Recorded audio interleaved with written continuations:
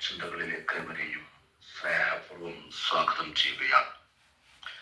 ഇന്നത്തെ ഈ നിമിഷത്തെ ശ്വാസം മാത്രമേ നമുക്ക് സ്വന്തമായുള്ളൂ.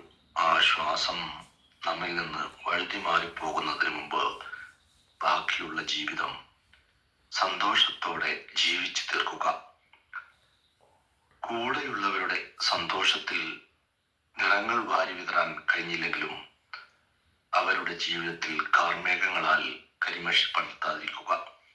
നാം പരാജയപ്പെടുന്നിടത്ത് താങ്ങും തണലുമായി നമ്മുടെ കൂടെയുള്ളവർ ഉണ്ടായാൽ ഏത് പ്രതിസന്ധികളിലും പ്രയാസങ്ങളിലും സന്തോഷത്തോടെ നമുക്ക് കരയാൻ സാധിക്കും.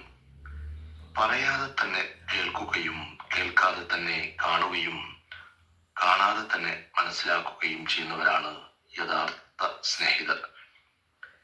പ്രതിസന്ധികൾ മുൻകൂട്ടി കാണാനും അവയെ ക്ഷമയോടെയും വിവേകത്തോടെയും നേരിടാനും കഴിവും പ്രാപ്തിയുമുള്ളവരാണ് ധീരന്മാർ.